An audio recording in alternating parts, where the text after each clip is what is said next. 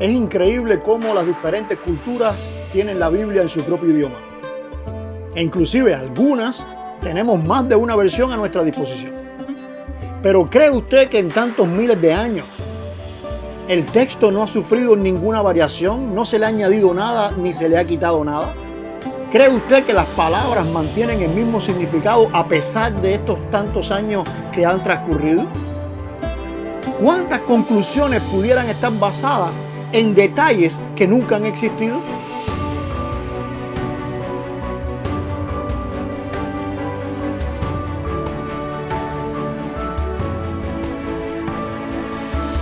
Uno de los grandes dilemas que ha tenido el cristianismo es tratar de entender la Biblia a partir del contexto del que lee y no a partir del contexto del que escribió. Este es un texto con una verdad que hace reflexionar mucho. ¿Cómo es posible pensar que hay que tener fe sin entender la Escritura, sin conocer la Escritura, si la fe viene a partir de lo que tú conoces de Dios? Realmente la Biblia es un texto complejo. ¿Cuántas diferentes interpretaciones acerca de un mismo texto? El contexto cultural en que se escribe un texto va a definir gramaticalmente a dónde apunta la palabra. Comúnmente oímos decir que un texto fuera de contexto se convierte en un pretexto. ¿Pero realmente se conoce el contexto bíblico? Hola, yo soy Líber Aguiar y hoy te quiero hablar de la Escritura. Hola, nos encontramos en otro programa de la Biblia Bien Leída, en esta ocasión en la segunda temporada con el tema acerca de la Escritura. ¿Por qué estamos tocando este tema? Bueno, porque simplemente estamos enfrentando una realidad que algunos quieren cerrar los ojos a eso, pero los enemigos de la fe van a estar usándolo para atacarnos. Y es que no existe textos originales de ningún libro de la Biblia. Solo tenemos copias de copias en las que vamos a encontrar más de 250,000 variantes diferentes y en muchos casos contradiciéndose una con las otras. El desconocimiento que hay entre los cristianos acerca de este tema es tan abrumador e inclusive en la mayoría del cuerpo pastoral que esto va a favorecer a los enemigos de la fe para usar entonces este tema para atacarnos. Algunos creen que usando palabritas como crítica textual, libros apócrifos o deuterocanónicos, pues ya conocen acerca de este tema. Pero es un tema muy amplio, inclusive es una ciencia completa acerca de la crítica textual. Por eso es que vamos a estar abordándolo en esta temporada. Es necesario profundizar para poder dar respuesta que no sea un simple es así porque es así. O esto lo creo porque esta es la palabra de Dios y punto. Esos enemigos no son tontos y huelen cuando usted no sabe nada del tema. Convirtiéndose entonces usted, la iglesia y la fe cristiana en blanco de ser señalados por ellos como fanáticos, como que somos personas que no tenemos un elemento claro para hacer juicio. Así que entonces, para ayudar con la comprensión, vamos a estar recorriendo de forma general la historia del texto. Cuando el pueblo de Judá fue llevado al cautiverio, sus sabios, hombres de la talla de Zorobabel, Esdras, Nehemías, entendieron la importancia tan grande de la Escritura. El templo había quedado atrás y destruido. Así que la Escritura se convirtió en el centro de la fe. Ellos decidieron, guiados por Dios, porque se describe en el texto bíblico, enseñarle a la nación este texto para que el texto se convirtiera en el ayudador, o como dice el apóstol Pablo en otra ocasión, en el ayo, o sea, el protector, el pedagogo que iba a guiar a la nación hasta Dios. Es así que ellos van a encontrar dos problemas gigantescos a la hora de transmitir esta escritura.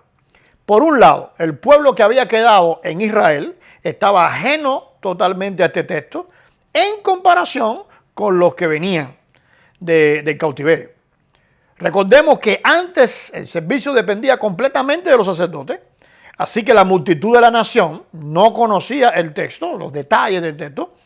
Luego de 70 años y una guerra que acabó con toda la nación, muchos pueblos fueron devastados completamente, fueron transformados, fueron movidos de un lugar a otro, fueron cambiados sus nombres por el nuevo imperio, leyes. Es así que el texto va a precisar una actualización para que estas personas pudieran entenderlo. Esta actualización implicaba gramática, implicaba actualizar palabras, actualizar nombres. Era una obra gigantesca.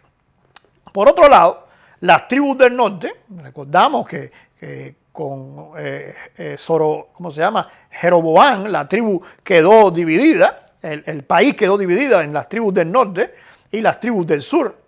Pues estas tribus del norte, con el afán de justificar su desobediencia, ellos habían reconstruido el texto a su favor, haciéndole entonces adaptaciones que justificara precisamente ese actuar errado de ellos, donde el culto no iba a ser acá, iba a ser allá, y la promesa no era para Judá, era para Israel o para esas tribus. O sea que ellos hicieron unas transformaciones tremendas. E inclusive en esta época empieza a aparecer mucha literatura. Es así que Esdras y el resto del equipo pues van a tener que no tan solo actualizar la gramática, sino también decidir qué libros van a ser los que mantienen o los que realmente representan la palabra de Dios. Van a construir lo que se conoce hoy como el Tanaj, van a construir lo que es la ley, los escritos y los profetas. A esta actualización del texto se le ha llamado hoy Canon de Esdras. O sea, como Esdras lo compiló y hizo las actualizaciones, fue el líder principal para esto, pues se va a conocer entonces como el Canon de Esdras.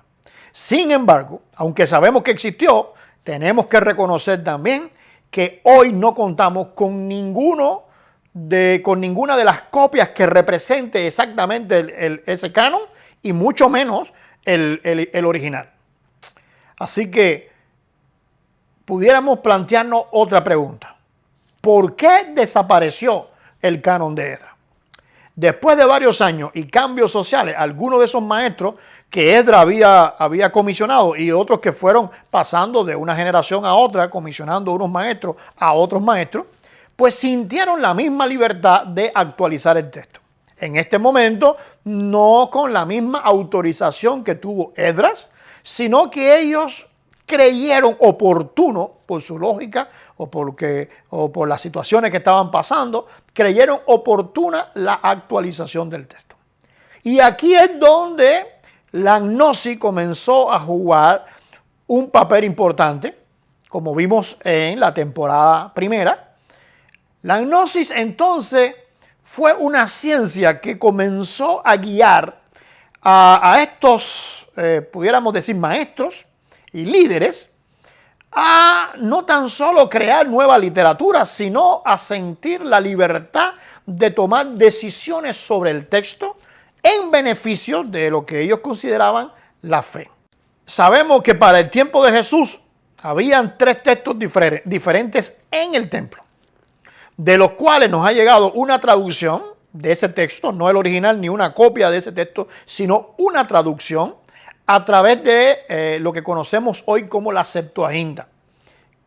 Y tenemos también, pudiéramos decir, una copia o algunas copias de otro de esos textos que está representado en los manuscritos que hay de Qumrán, de donde salió después el texto masorético, del cual traducen la mayoría de las versiones que tenemos hoy. El texto masorético. O sea que el texto que tenemos hoy en la mayoría de las Biblias viene de una de esas 3 copias del templo que era el texto o es el texto masorético.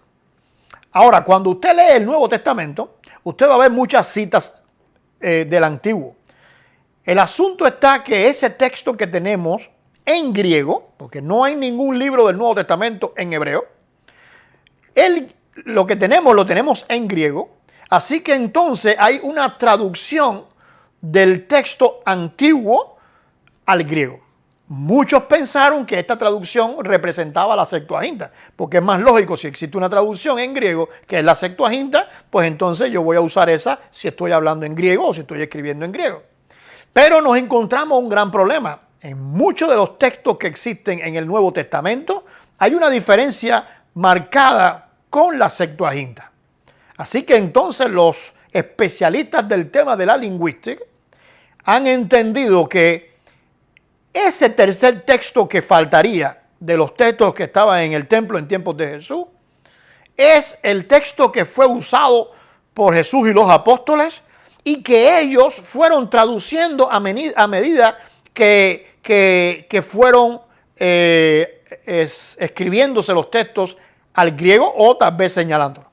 Inclusive podemos pensar que Jesús, usando de forma normal el hebreo, y aunque después vamos a hablar acerca de qué hebreo hablaba Jesús, que podemos decir que es un hebreo galilaico o arameizado, pues cuando después se va a transmitir el evangelio y se transmite en griego, pues se va a traducir al griego lo que Jesús estaba diciendo. Que pensamos, la mayoría de los que estudiamos este tema, que ese texto que citaba Jesús y que citaron los apóstoles es ese otro tercer texto del tiempo del templo de Herodes que desapareció. Ahora, ¿cree usted que Dios estaba ausente a esto que sucedió con el texto? El problema es que el pueblo no escuchó en aquel entonces. Como mismo sucede hoy, no vamos a pensar que hoy somos más obedientes, hoy tampoco se escucha. Mire, es casi imposible describir los ataques que recibimos nosotros por enseñar estas cosas a la iglesia. Nuestro principal objetivo es enseñar esto para salir de la ignorancia, para que usted pueda tener claridad en el texto bíblico que tiene y a la vez pueda saber cómo puede usted seleccionar un texto y cómo no va a ser engañado por aquellos enemigos de la fe. Ahora, en aquel tiempo, o desde tiempos del profeta Jeremías, cuyo ministerio anunció el cautiverio, en donde comenzó todo este asunto de las copias y de las recopias y de las variantes y de la eliminación de palabras y de la suma de palabras al texto, el Señor va a decir a través de este profeta: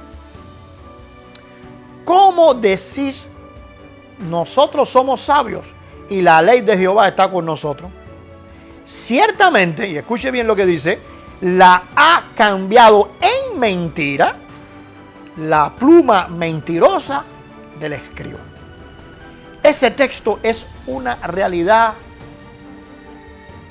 profética que viene de parte de Dios y viene de Dios precisamente para ayudarnos a nosotros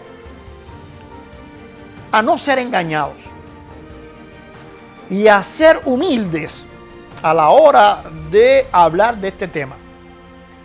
Cuando llegamos a los escritos apostólicos, encontramos algo muy parecido. Y es que todo el mundo quería tener acceso a lo que los apóstoles habían escrito. Así que entonces esta iglesia o esta congregación de tal lugar le mandaba una copia de lo que ya tenía de los apóstoles a otra congregación que tal vez no tenía eso que ellos tenían. Y de la misma forma, aquellos le mandaban a estos algunas de las copias de lo que ellos tenían. Cuando una copia partía del original, pues no había problema, pero cuando eso llegaba a otro lugar y de ese lugar se hacía una copia de la copia, en ocasiones a pueblos que debido a la característica del griego koiné, el griego koiné es el griego que se hablaba en aquel entonces, donde vamos a encontrar determinadas variaciones en dependencia de la región, claro está, como mismo sucede con el español hoy. No es lo mismo el español que se habla en México al español que se habla en Argentina o que se habla en Cuba o que se habla en Puerto Rico. Es español, pero siempre hay determinadas variaciones, pues en ocasiones los escribas hacían ajustes para que cuando esta carta llegara allá pudiera ser correctamente interpretada. También empiezan a aparecer omisiones de letras que no se dieron cuenta a la hora de escribir y no la escribieron, palabras completas, frases completas, en ocasiones inclusive una frase repetida en otro lugar. Así que van a aparecer muchas variantes en el caso de los escritos apostólicos. Siglos después, sobre todo después del siglo IV, V, VI, pues, y así hasta el X, también los escribas cristianos van a querer plasmar lo que ellos consideran que es la interpretación de lo que un apóstol dijo o de lo que Jesús dijo a la luz de su teología, a la luz de lo que él cree. Y entonces va a hacer añadiduras para aclarar o para explicar eso. Por ejemplo, tenemos un texto que habla acerca de determinados demonios. Jesús enseña que esos demonios no salen si no es con oración, pero algún escriba interpretó que la oración, sobre todo en esa época monástica, que la oración no era fuerte si no era un ayuno. Así que entonces añadió ayuno. En los textos más antiguos aparece simplemente que el demonio saldría con oración. Nunca aparece la palabra ayuno.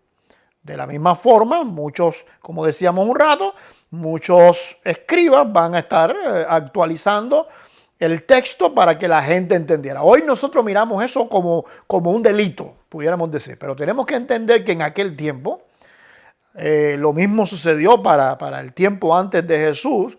Aquello no era tanto un delito como una forma de ayudar al lector. O sea, esta palabra ha cambiado su significado, esta palabra ahora se dice de otra forma, esa idea, pues entonces, yo entiendo esto de tal forma y si lo escribo así la persona no va a entender, así que le voy a hacer una corrección o una actualización para que el lector pueda tenerlo.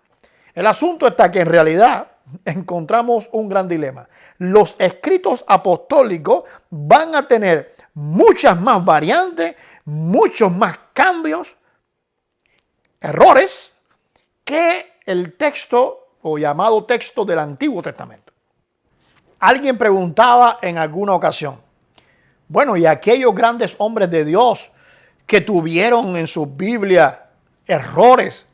¿Quiere decir entonces que van para el infierno o tan mal estaban? Déjenme explicarle algo. Los que realmente son hombres de Dios, sabemos que no tenemos la verdad completa y que dependemos completamente de Dios en lo que conocemos hasta ahora. Pero por otro lado, la Escritura dice que lo que somos es por la misericordia de Dios.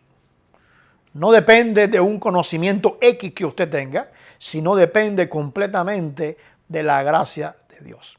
Recuerde que, como dijimos en la temporada anterior, gnosis significa conocimiento.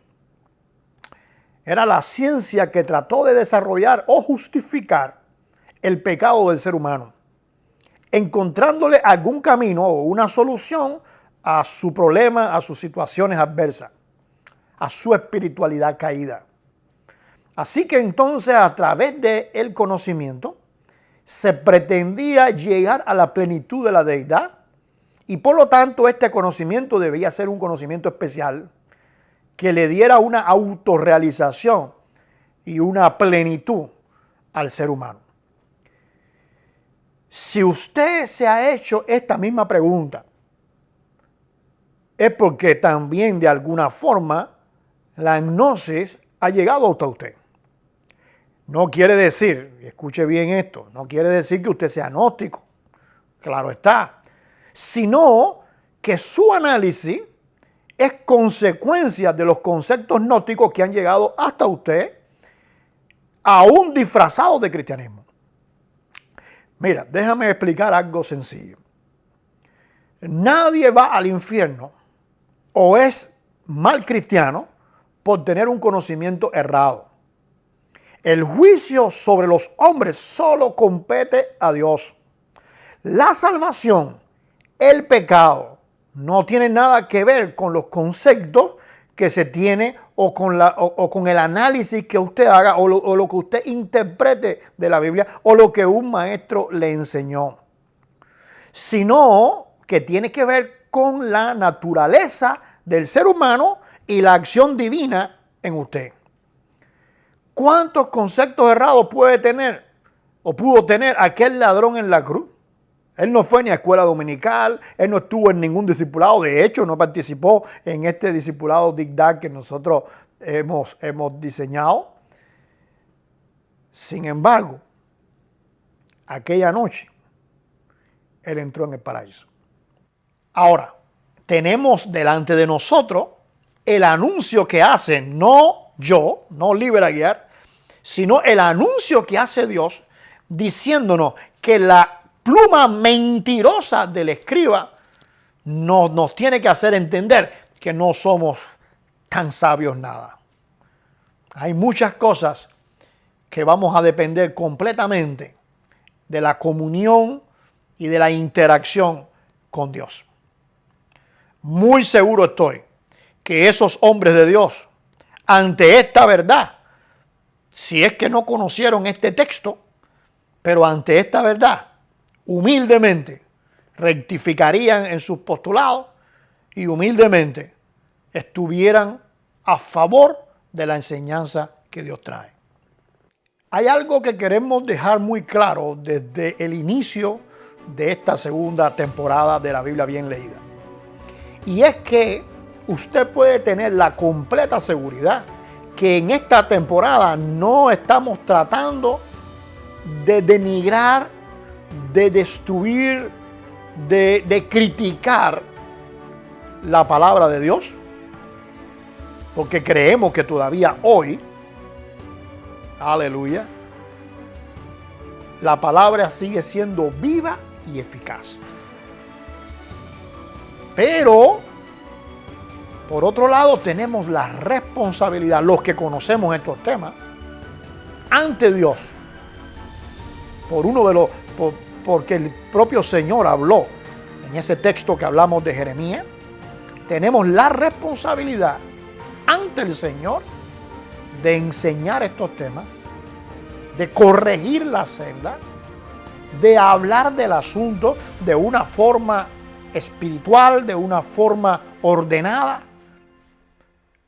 para que usted como lector de la Biblia pueda seleccionar no entre una Biblia buena y mala,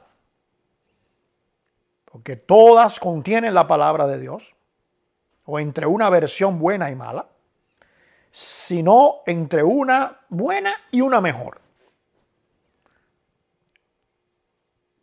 Dios le bendiga y esperamos que este programa sea de bendición también, como mismo fue la temporada pasada, para cada uno